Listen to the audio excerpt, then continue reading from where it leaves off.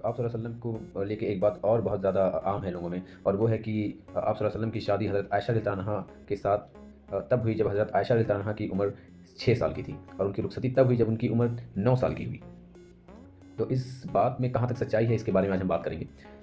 तो सिंपल सी चीज़ है कि जब हम इसको हिस्टोरिकली देखते हैं तो हमें पता चलता है कि हज़रत आयशा रज़ियल्लाहु अन्हा की एक बड़ी बहन थी जिनका नाम था अस्मा बिन्ते अबू बकर।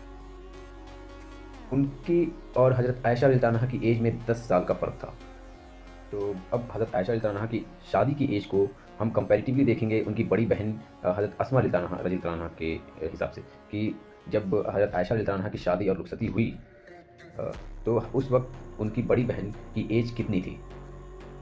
अगर एज़ पर द पीपल, जो लोग कहते हैं कि उनकी शादी 6 साल की उम्र में हुई है, उस हिसाब से तो हज़रत अस्मा रज़ियल्लाहु अन्हा की उम्र 16 या 17 साल की होनी चाहिए। और रुखसती के वक़्त में हज़रत अस्मा रज़ियल्लाहु अन्हा की उम्र 19 या 20 साल होनी चाहिए, क्योंकि उनसे 10 साल बड़ी थी। तो जैसा कि हम सबको ये पता होना चाहिए कि हज़रत आयशा रज़ियल्लाहु अन्हा की जो रुखसती हुई, वो हिजरत के कुछ महीनों के बाद हुई। तो अगर हम हिजरत को एक पॉइंट बनाते हैं और हम उस पॉइंट से देखते हैं कि हिजरत से कितने साल पहले हज़रत अस्मा रज़ियल्लाहु अन्हा की पैदाइश हुई,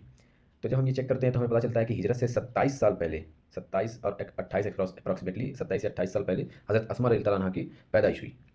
और फिर हज़रत अस्मा से 10 साल के बाद, यानी हज़रत अस्मा 10 साल बड़ी थी हज़रत आयशा रज़ियल्लाहु अन्हा से, तो हज़रत अस्मा के 10 साल के बाद हज़रत आयशा रज़ियल्लाहु अन्हा की पैदाइश होती है। तो अब हम देखते हैं कि हिजरत के वक़्त हज़रत अस्मा रज़ियल्लाहु अन्हा की ऐज लगभग-लगभग 27 या 28 साल रही होगी, और हज़रत आयशा रज़ियल्लाहु अन्हा की जो रुखसती हुई, वो हिजरत के बाद हुई। तो अगर हम हिजरत को पॉइंट बनाते हैं,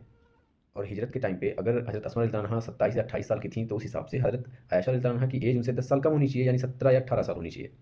तो ये है हिस्टोरिकल एविडेंस कि वो 9 साल या 6 साल नहीं, बल्कि 17 या 18 साल की ऐज में कंज़ुमेशन ऑफ मैरिज हुआ।